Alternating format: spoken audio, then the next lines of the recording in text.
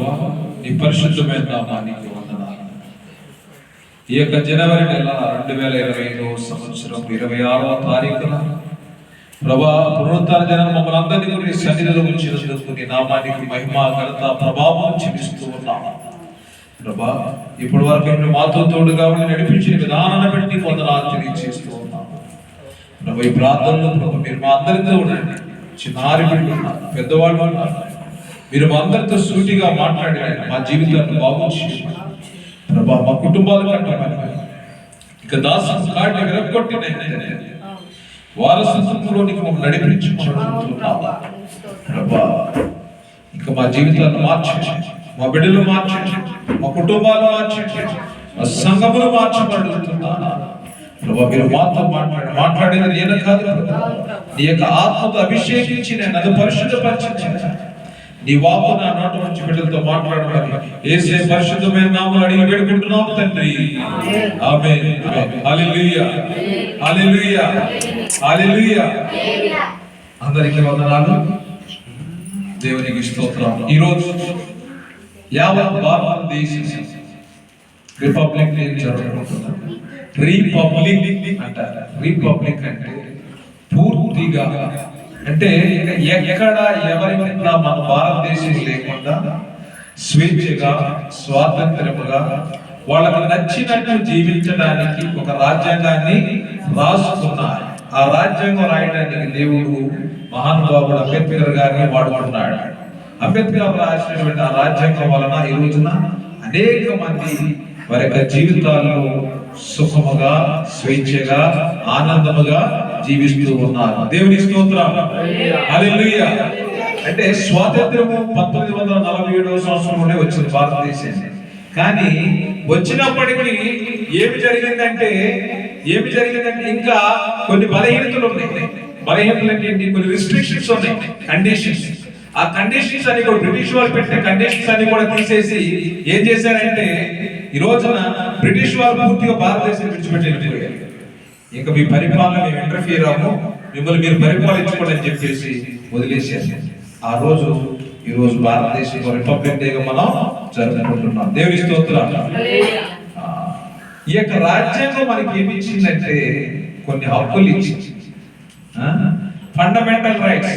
బేటా, fundamental rights అంటే right to equality, right to life, right to speech, right against exploitation. ఇవన్నీ కూడా అంటే నీ హక్కులు భంగం కలిగినప్పుడు, నీ మాటలు భంగం కలిగినప్పుడు, నీ యొక్క మతానికి భంగం కలిగినప్పుడు, ఇవన్నిటికీ దేనికి భంగం కలిగినా నువ్వు దానికి వ్యతిరేకంగా పోరాడచ్చు. రాజ్యాంగం ఆపించింది. ఒక చోట న్యాయం జరుగుతుంది, కోర్టులో అప్పీల్ చేయొచ్చు. ఇదంతా కూడా సివిల్ కోర్టు. మనమంతా కూడా బాహ్య ప్రపంచంలో ఉన్నాం, భారతదేశంలో ఉన్నాం. We are the citizens of India. మనమందరం కూడా భారతీయ పౌరులు. మరి ఈ రోజున మరి భారతీయ పౌరులు ఎక్కడారంటే దేవుని సన్నిధిలో ఉన్నారు. వీళ్ళందరూ కూడా ఎవరంటే these are the citizens of heaven. పరలోక సంబంధమైన పిల్లలు.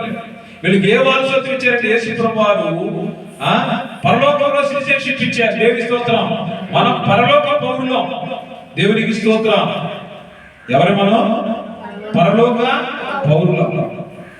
పైనున్న పరలోకం మన దేశము, పరలోక పౌరులము మనము, పరలోక పౌరులము.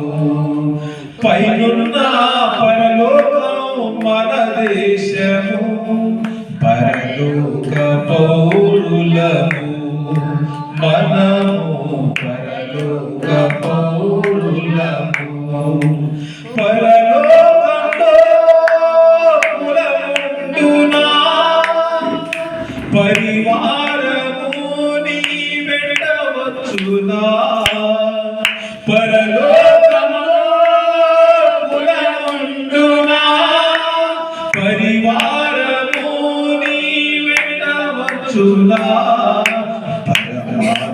తెలుసుకో పరలోకం చేరుకో, తెలుసుకో పరలోకం చేరుకో.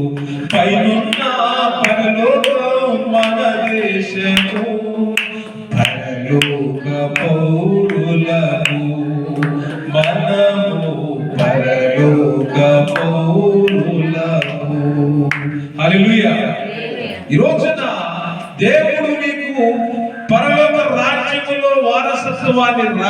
పెట్టి ఉన్నాడు. దేవుని స్తోత్రం. నీ పేరు ఎక్కడ రాశాడంటే జీవ గ్రంథంలో రాశాడు. Book of life. ఆ యొక్క గ్రంథములో ఎవరి పేరైతే ఉందో వాళ్ళు చిరకాలము యుగ యుగాలు కూడా జీవిస్తారు. దేవుని స్తోత్రం. హల్లెలూయా. అంటే ఇంతకుముందు దేవుడు మనిషి సృష్టించినప్పుడు మనిషి స్వతంత్రుడు, ఇండిపెండెంట్, పూర్తి స్వేచ్ఛ, ఫుల్ ఫ్రీడమ్. నేను ఒక వాక్యం చదివాను. If you want freedom you have to pay the price. నీకు స్వాతంత్రం కావాలంటే నువ్వు వెల చెల్లించాలి. ఈ రోజున నీకు స్వాతంత్రం ఇవ్వడం కోసం, నిన్ను విముక్తిని చేయడం కోసం యేసు ప్రభువు రక్తం చేతని ఉన్నారు. ఆయన ఏం చెల్లించారండి? రక్తాన్ని వెలగా చెల్లించి నిన్ను నన్ను కొని ఉన్నాడు. దేవుడు సంపాదించినటువంటి ఈ సంఘములో మనమందరం కూడా దేవుని పిల్లలు ఎలా ఉండాలో ప్రతి ఆదివారం కూడా దేవుడు వాక్యం ద్వారా మనతో మాట్లాడుతూ ఉన్నాడు. వాక్యం ద్వారా దేవుడు మనతో మాట్లాడుతూ ఉన్నాడు. ఈ రోజు మనం ఆ వాక్య భాగంలో వెళ్తూ ఉన్నాం. ఆ గలతీయులకు రాసిన లేఖ 5వ అధ్యాయము. గలతీయులకు రాసిన లేఖ 5వ అధ్యాయం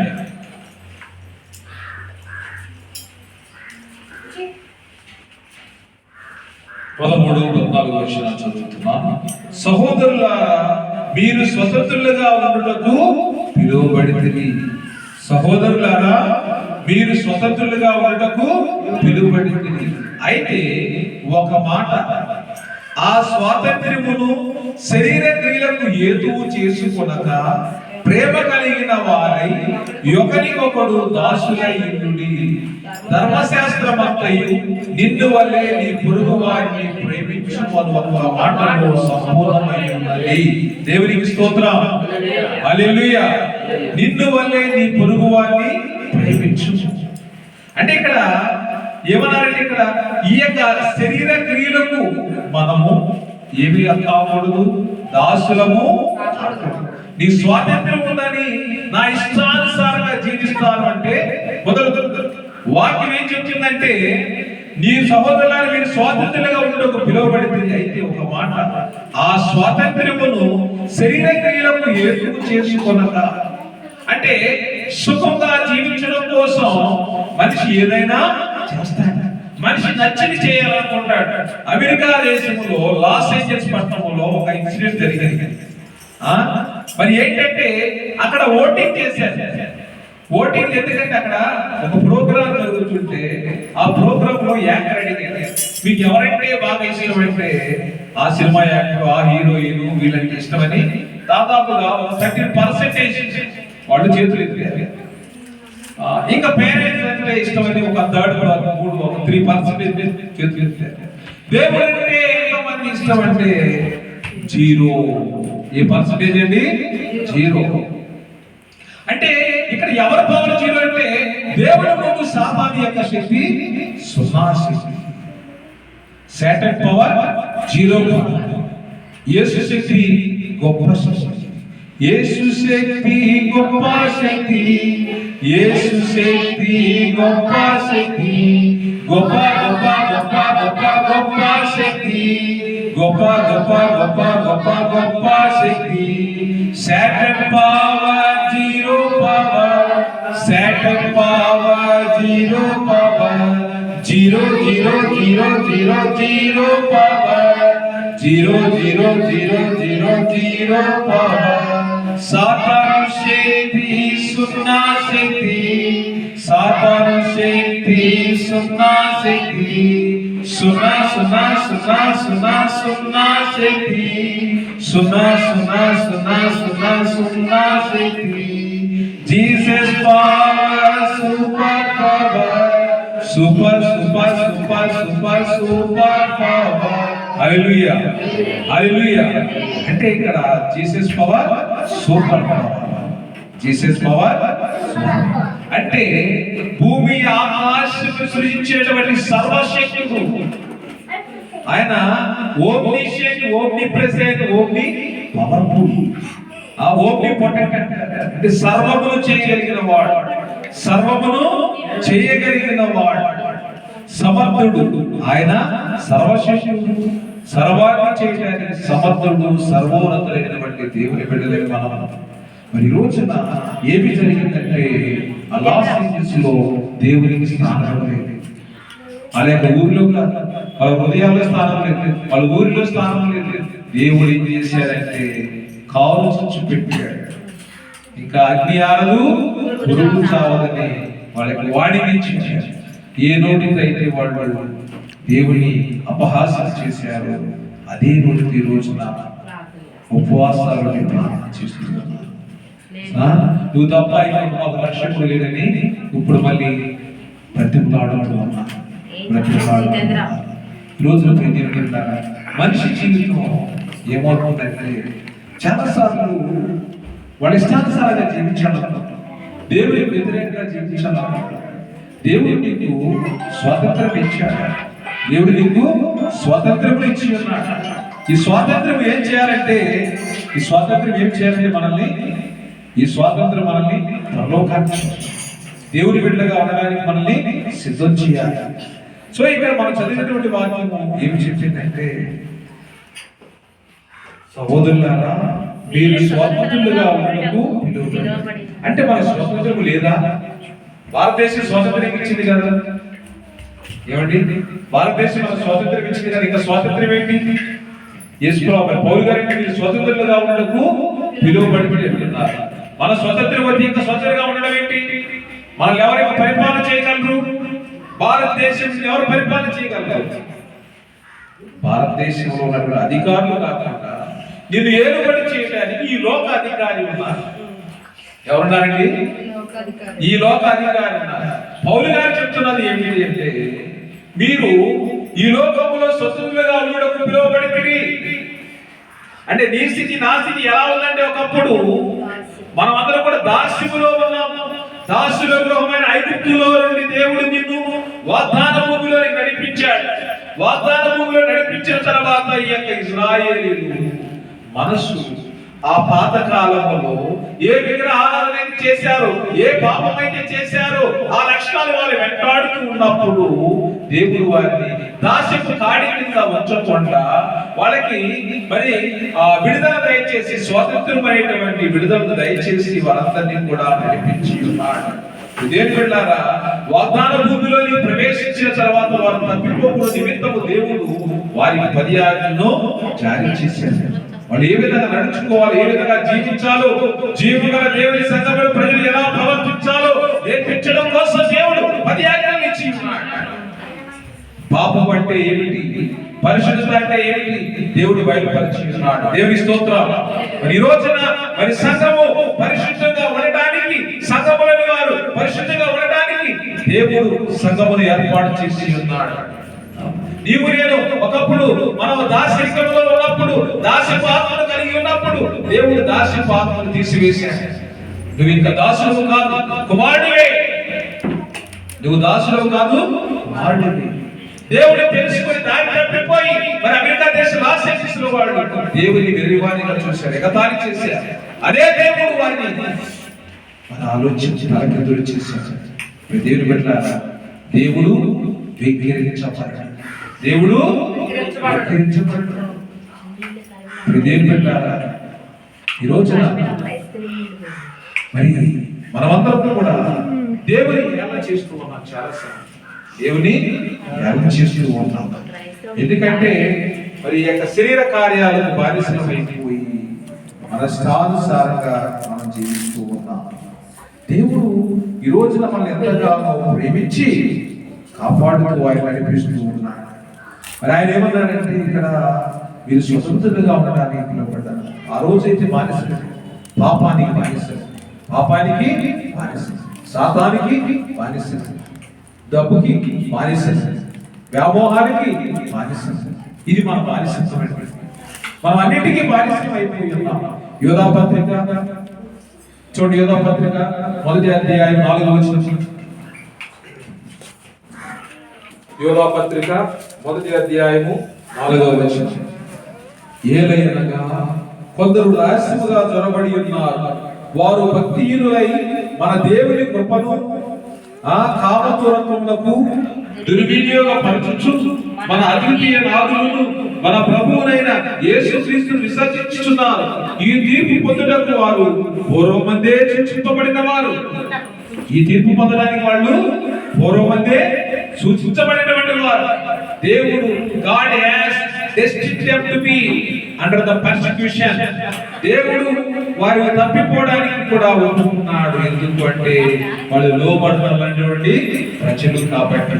ఈ రోజున దేవుడు వాళ్ళు ప్రభు అయిన యేసుక్రీస్తును విసర్జించున్నారు. ఈ తీర్పు పొందుటకు వారు పూర్వమందే సూచింపబడిన వారు. అంటే నువ్వు ఇంకా దేవుడి యొక్క మాట ప్రకారం జీవిస్తున్నావంటే దేవుడు నిన్ను పిలుచుకున్నాడు. దేవుడి స్తోత్రం. చాలా మంది అయితే సాతానికి అప్పగించేశారు. శోధకుడు లోబడినప్పుడు దేవుడు కూడా ఏం చేస్తారంటే విడిచిపెట్టారు. ఇస్తాడు, ఛాన్స్ ఇస్తాడు. నువ్వు తెలుసుకుని మారు మనసు పొందుతావా లేదని దేవుడు కూడా ఎదురు చూసి ఆయన ఏం చేశాడంటే విడిచిపెట్టేస్తాడు. ఇక్కడ మనం 7వ వచనం చూడండి. ఆ ప్రకారముగానే 6 నుంచి చూసినట్టు ఇంకా క్లియర్గా ఉంది. మరియు తన ప్రధానత్వమును నిలుపుకొనక తమ నివాస స్థలమును విడిచిన దేవదూతలను మహాదినమున జరుగు తీర్పు వరకు కఠిన చీకటిలో నిత్య భాషలతో ఆయన బంధించి భద్రము చేసేది. యోధా పత్రిక 1వ అధ్యాయం 6వ వచనం. ఇది దేవదూతలు కూడా మాట వినటువంటి తమ ప్రధానత్వమును నిలుపుకొనక తమ నివాస స్థలమును విడిచిన దేవదూతలను మహాదినమున జరుగు తీర్పు వరకు కటిక చీకటిలో నిత్య పాశములతో ఆయన బంధించి భద్రము చేశాడు. తర్వాత ఆ ప్రకారముగానే సొదొమ గొమొర్రాలను వాటి చుట్టుపక్కల పట్టణములను వీరి వలె విచారణ చేయొచ్చు. పరశరీరానుసారమైన నిత్యాగ్ని దండన అనుభవించు దృష్టాంతములుగా ఉంచబడి అటువలనే వీరును కలలు కనుచు శరీరమును అపవిత్రపరచుకొచ్చు ప్రభుత్వం నిరాకరించు మహాత్ములను దూషించుచున్నారు. అయితే ప్రధానమంత్రి అయిన మిఖాయేలు అపవాదితో వాదించు మోషే యొక్క శరీరమును గురించి తర్కించినప్పుడు దూషించి తీర్పు తెగింపక ప్రభువు నిన్ను గద్దించిన గాక. దేవుని బిడ్డలారా, ఈ విధంగా వాడు తప్పిపోతే దేవుడు కూడా వారిని అప్పగించాడు, శిక్షకు అప్పగించాడు. ఈ పాపం వల్ల ఏం చేసిందంటే దాస్యములోనికి తీసుకుని వెళ్ళింది. ఈ పాపం ఏం చేసింది? దాస్యంలోకి తీసుకుని వెళ్ళింది. రోమీయులకు రాసిన లేఖ 6వ అధ్యాయం చూడండి. రోమీయులకు రాసిన లేఖ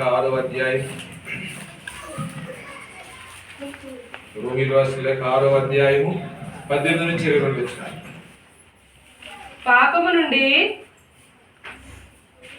పాపము నుండి విమోచింపబడి నీతికి దాసులైతే ఇందుకు దేవునికి స్తోత్రం. మీ శరీర బలహీనతను బట్టి మనుష్యరీతిగా మాట్లాడుచున్నారు. ఏమనగా అక్రమము చేయుటకై అపవిత్రతను అక్రమములను మీ అవయవములను దాసులుగా ఎలాగో అప్పగించితురు, అలాగే పరిశుద్ధత కలుగుటగా ఇప్పుడు మీ అవయవములను నీతికి దాసులుగా అప్పగించుడి.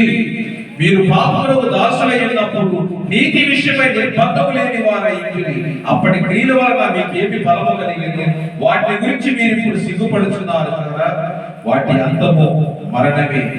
అయినను ఇప్పుడు పాపము నుండి విమోచింపబడి దేవునికి దాసులైన కదా పరిశుద్ధ కలుగుటయే మీకు ఫలము, దాని అంతము నిత్య జీవము. దేవునికి స్తోత్రం. హల్లెలూయా. దేవుడు ఆశిస్తున్నాడు ఈ శరీరాన్ని కూడా నశించిపోవాలని, ఆత్మలో అందరూ కూడా పరిశుద్ధంగా జీవించాలి అని. ఏలైనగా ఈ యొక్క పాపం వల్ల వచ్చేటువంటి జీతమును మరణము దాన్ని కొట్టివేసి దేవుడు నీకు నాకు నిత్య జీవం ఇవ్వడానికి ఈ రోజున నిన్ను నన్ను పిలుచుకొని ఉన్నాడు. దేవునికి స్తోత్రం. హల్లెలూయా. మాట వినేటువంటి దేవదూతలు కూడా ఆ కారాగారంలో దేవుడు బంధించి ఉన్నాడు. ఈ రోజున నిన్ను నన్ను బంధించడం అంత కష్టమే కాదు. కానీ దేవుడు మనము దాసులుగా ఉండకూడదని ఏం చేస్తున్నాడు? అవకాశం ఇస్తున్నాడు. వారు మనసు పొందుతావా? దేవుడు ఒప్పుకుంటావా? నీ బ్రతుకును మార్చుకుంటావా లేదా అని దేవుడు ఎదురు చూస్తూ ఉన్నాడు. దేవుని సోదరులారా, ఇశ్రాయేలు ప్రజలు మాట్లాడినప్పుడు దేవుడు అని దాస్యానికి అప్పగించింది కూడా దేవుడే. దాస్యం నుంచి వారిని విడుదల చేసింది కూడా దేవుని స్తోత్రం. ఈ రోజున కొన్నిసార్లు మనకు శ్రమలు ఇచ్చేటువంటిది కూడా దేవుడి. ఆ పరీక్షలు తట్టుకుంటావా లేదా అని దేవుడు కూడా చూస్తాడు. నువ్వు ఎంతవరకు నమ్మకముగా ఉంటావు ఆయన చూస్తాడు. ఈ రోజున ఈ విధంగా మనం సాతానుకు దాసులమైపోయి ఉన్నాం, పాపానికి దాసులమైపోయి ఉన్నాం. భారతదేశం ఒకప్పుడు బ్రిటిష్ వారి యొక్క దాస్యంలో ఉంది, కానీ ఇప్పుడు బ్రిటిష్ వారి భారతదేశాన్ని భారతీయులు పరిపాలిస్తూ ఉన్నారు. భారతదేశంలో భారతీయులకి దాసులైపోతూ ఉన్నారు. ఎవరు దాసులైపోతున్నారు? భారతీయులు ఇండియన్స్కే దాసులైపోతున్నారు. ధనవంతుడు ఏం చేస్తున్నారంటే పేదవాడి అనగదొరుకుతున్నాడు. ఇది కాదా దాస్యము? బ్రిటిష్ వాడు ఎప్పుడో వచ్చాడు, వెళ్ళిపోయిన వారు వచ్చి ఇంకా వాడిని నిందిస్తూ ఉంటారు. ఏమండి, బ్రిటిష్ వారు వచ్చారండి, దోచుకున్నాడండి, దొంగతనం చేశారండి, వాళ్ళని బానిసలుగా చూశారు, వెళ్ళిపోయాడు. బ్రిటిష్ వాడు లేడు. ఇప్పుడు నా భారతీయుని ఎవరు బానిసలు చేస్తున్నారు? ఎవరు అడగలుగుతున్నారు? నా భారతీయుని ఎవరు ఎదగకుండా చూస్తున్నారు?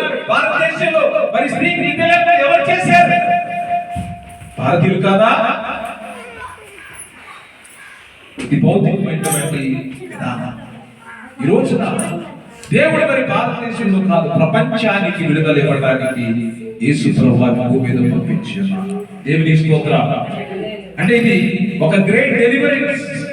ఇది ఏంటంటే ఒక గొప్ప విడుదలను దేవుడు సంఘానికి ఇచ్చి ఉన్నాడు, తను అనుసరిస్తున్న వారికి ఇచ్చి ఉన్నాడు. దేవునికి స్తోత్రం. హల్లెలూయా. విడుదల నీ యొక్క జీవితానికి ఒక విడుదలను దేవుడు దయచేసి ఉన్నాడు. ఇంకా నీవు దాసుడవు కాదు. చూడండి, గలతీయులకు రాసిన లేఖ 4వ అధ్యాయం, గలతీయులకు రాసిన లేఖ 4వ అధ్యాయం 7వ వచనం చదువుకుందాం.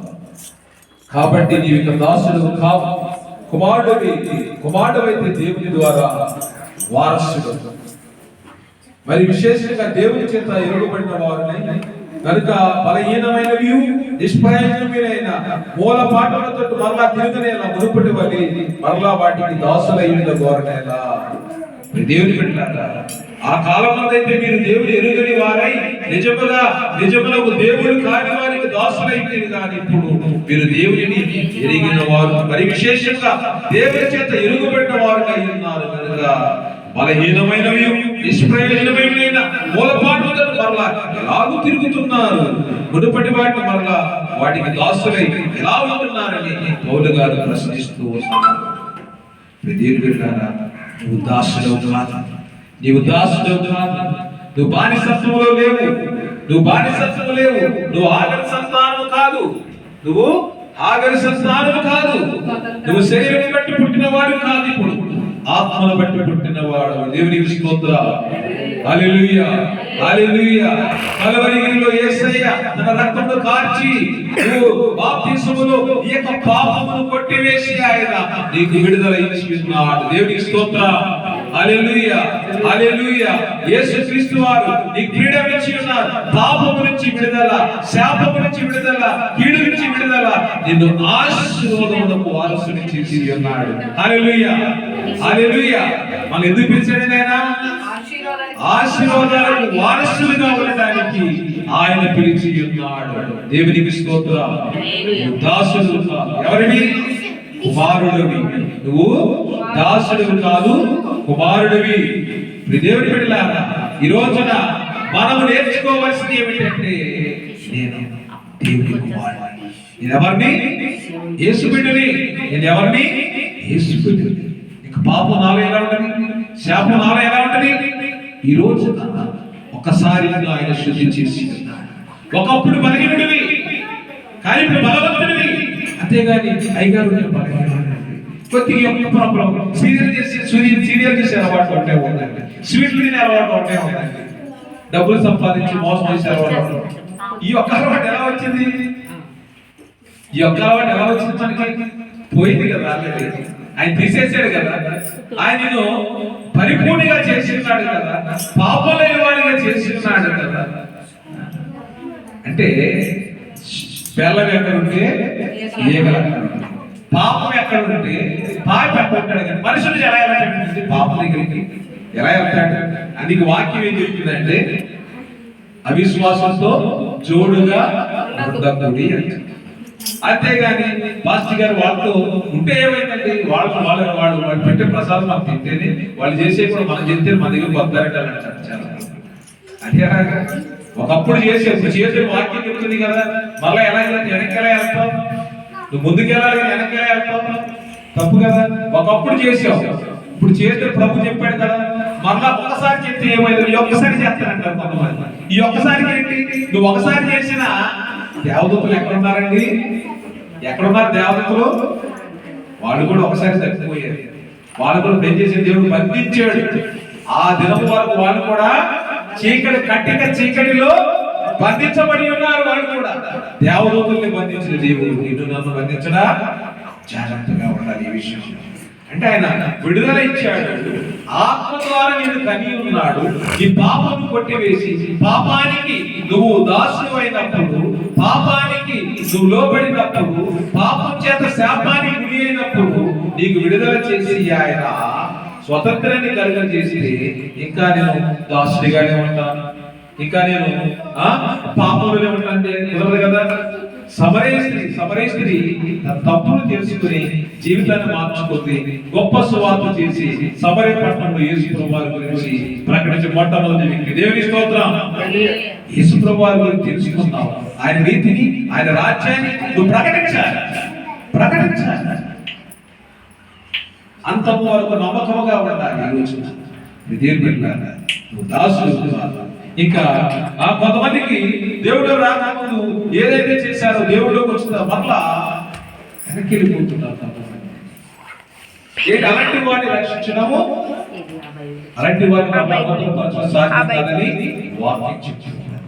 ఒకసారి చూశారు, ఆయనలో చావైనా రేవైనా ఆయనలోనే. మరి మ్యారేజ్ అయిన తర్వాత భార్య భర్త మ్యారేజ్ అయిందంటే, ఇప్పుడు నాకు వంటి ఇష్టం బాగా ఊరుకుంటుందా? నువ్వు వెళ్ళిపో అంటాను, వెళ్ళిపోతావా? నువ్వు వెళ్ళిపోమని నువ్వు అన్నం పెట్టపోయినా నీతోనే ఉన్నాడు. ఎందుకని? దేవుడు ఏర్పాటు చేశాడండి. మ్యారేజ్ లో వెళ్ళిపోనంటావు, మరి పాపానికి ఎలా వెళ్ళిపోతావు? సులువుగా సాతాను కూడా సులువుగా చిక్కులు పెడతాడు.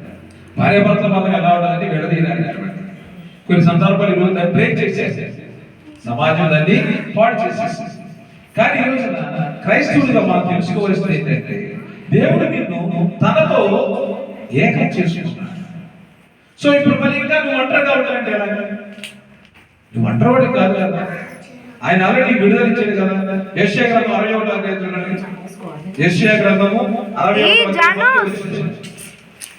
గ్రంథము 61వ అధ్యాయము మొదటి వచనం.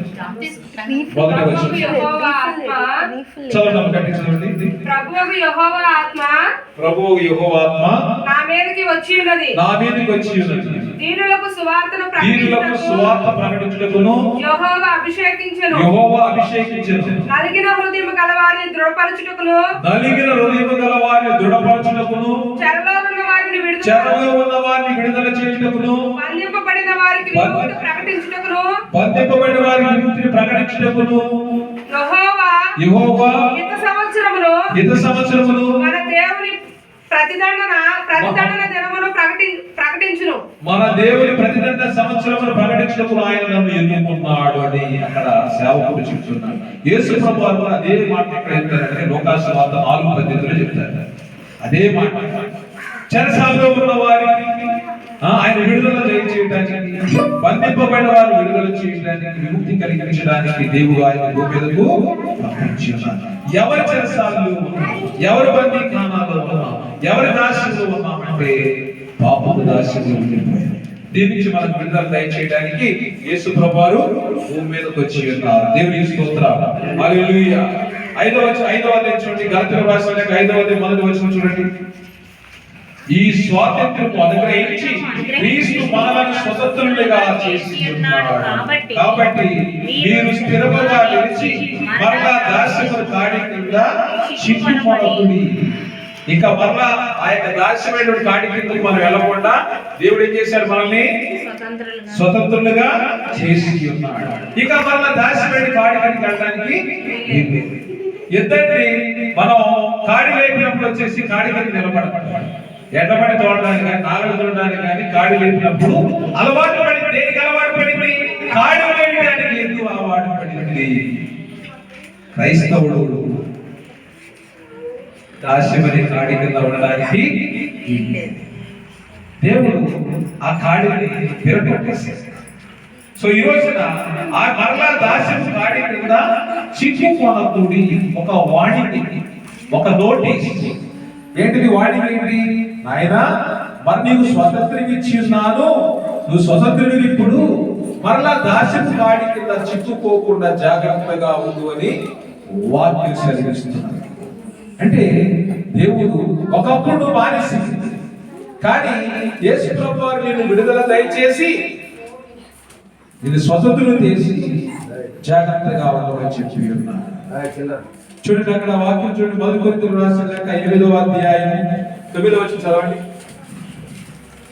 1 కొరింథీయులకు రాసిన లేఖ 8వ అధ్యాయము 9వ వచనం. 1 కొరింథీయులకు రాసిన లేఖ 8:9.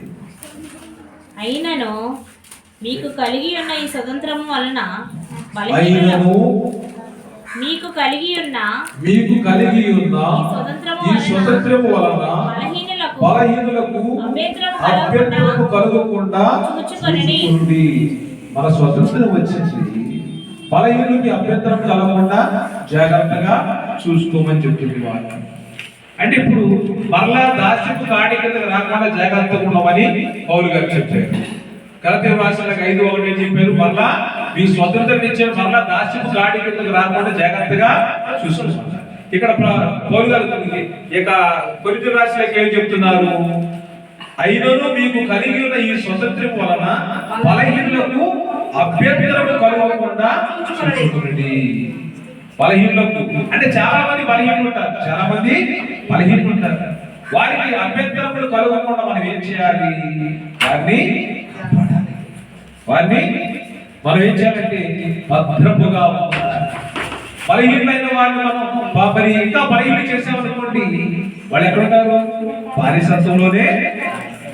రైట్ టు వేజెస్ అని ఒకటి, రైట్ టు వేజెస్. నువ్వు ఎంతసేపు పని చేస్తే దానికి ఎంత చేసి వేయాలనేది గవర్నమెంట్ డిక్లేర్ చేసింది. అంటే ఇప్పుడు ఏం చేస్తున్నారు? శ్రమ దోపిడీ చేసుకుంటూ ఉన్నారు. శ్రమ దోపిడీ చేసుకో. ఒకప్పుడు మన తాతలు ముత్తాతలు ఆ దొరల దగ్గర డబ్బు అప్పు తీసుకున్నప్పుడు, సరే ఒక 10 రూపాయలు అప్పు తీసుకుంటే ఆడు 10 సంవత్సరాలు చెల్లించడానికి ఏం చేసి వచ్చేది? దాసి చేయాల్సి, పని చేయాల్సి వచ్చేది. అంటే అంతగా టార్చర్ పెట్టేవాడు ఆ రోజు. వాళ్ళకేమో చదువు రాదు, 10 రూపాయలకు వడ్డీ అనేవాడు, బారు వడ్డీ, చక్ర వడ్డీ అన్ని వడ్డీలు ఉండేవి. సో దాన్ని తీర్చడానికి తల ప్రాణం తాపు వచ్చింది. ఈ విధంగా వాళ్ళు ఎంతో ఇబ్బందులు పడిపోయేవాడు. అంటే వాళ్ళు ఉన్నటువంటి స్థితి వాళ్ళని మార్చలేదు. ఆ రోజుల్లో వాళ్ళు తిరిగి చదువులేదు, అజ్ఞానంలో ఉన్నారు. మరి ఈ రోజున నువ్వు దేవుడి జ్ఞానాన్ని ఇచ్చాడు, వాక్యాన్ని ఇచ్చాడు, వాక్యం అర్థం చేసుకునే జ్ఞానాన్ని ఇచ్చి ఉన్నాడు. మరి ఈ రోజు ఇంకా బానిసత్వానికి కాడికి వెళ్ళడానికి వీల్లేదు. బలహీనమైన వారికి నువ్వు అభ్యంతరం కలగకుండా చూసుకోమన్నాడు. ఒకవేళ బలహీనమైన వారు ఎవరంటే వాడు చెడిపోవడానికి నువ్వు కారణం అయ్యావా, వారి ఇంకా బలహీనడు కారణం అయ్యావా, దాని లెక్క వేరుగా ఈ రోజు మరి వాక్యం నన్ను స్వతంత్రం చేసేది ఉన్నది కాబట్టి ఈ స్వతంత్రం అందరికీ స్వతంత్రముగా ఉండాలి. దేవుని స్తోత్రం. నీకున్నటువంటి స్వతంత్రము అందరికీ షేర్ చేయాలి. దీన్ని యేసు ప్రభువు వారు నెరవేర్చారు. ఆయన ఎలా షేర్ చేశారంటే యోహాను గారు రాసిన సువార్త 11వ అధ్యాయం, యోహాను సువార్త 11వ అధ్యాయం 14-15 వచనాలు చదవండి. యోహాను సువార్త 11వ అధ్యాయం. కాబట్టి ప్రభువును బోధకుడైన నేను మీ పాదములు కడిగిన ఎడల మీరును ఒకరి పాదములను ఒకరు కడగవలసినదే. ఇప్పుడు నేను మీ బోధకుడిని, మీ మోచకుడు, మీ గురువు గారిని నేను ఏం చేసేటప్పుడు వచ్చి మీ కాళ్ళు కడిగాను. ఆ విధంగా మీరు కూడా ఒకరి కాళ్ళు ఒకరు, అంటే ఒకరి కాళ్ళు ఒకరు కడగడం అంటే ఏంటంటే మీరు కూడా ఒకరికొకరు దాసుల్లాగే ఉండండి. అంతేగాని ఒక అనగదొరికి నువ్వేమో పై అధికారులాగా ఉండొద్దు, ఒకళ్ళేమో అనగదొరకొద్దు. ఇక్కడ ఏంటంటే ఇక్కడ సమానత్వం గురించి మాట్లాడుతున్నాను. నేను కాళ్ళు కడిగాను, మీరు కూడా ఒకరు అంటే ఇచ్చి పుచ్చుకోవడం, ఒకరినొకరు ప్రేమించడం, ఒకరికొకరు షేర్ చేసుకోవడం, ఒకరి గురించి ఒకడు జాగ్రత్తగా ఉండడం. అంటే కీడు చేయడానికి ఏమాత్రం కూడా అవకాశం లేదు. ఒకరు ఎక్కువ ఒకరు తక్కువ అని పౌలు గారు అంటారు. యూదుడని సమరుడని, గ్రీకు దేశుడు స్త్రీ అని పురుషుడని అందరూ కూడా క్రీస్తునందు సమానులే. అందరూ కూడా క్రీస్తునందు సమానులే. వాళ్ళు గొప్పోళ్ళండి అంటే గొప్పోళ్ళు చర్చిలో విఐపి సీట్ ఇస్తావా? సారీ, దేవుని మందిరంలో విఐపి సీట్ లేవు. నేను చెప్తున్నాను, దేవుని సన్నిధిలో విఐపి సీట్ లేవు. నువ్వు ప్రైమ్ మినిస్టర్ అయినా, నువ్వు చీఫ్ మినిస్టర్ అయినా, నువ్వు సామాన్యుడు అయినా, దేవుని ముందు అందరము సమానమే. ఇది యేసుక్రీస్తు వారు నేర్పించారు. దేవుని స్తోత్రం, హల్లెలూయా. నేను హస్బెండ్ అండి, నువ్వు వైఫ్ కింద కూర్చోచ్చు లేదు. వాక్యం ఏం చెప్తుందంటే అందరూ స్త్రీ అని లేదు, పురుషుడు. మరి స్త్రీ పురుషుడు భేదాలు ఉన్నాయి సమాజంలో ఉన్నాయి, కానీ చర్చిలో ఉండకూడదు.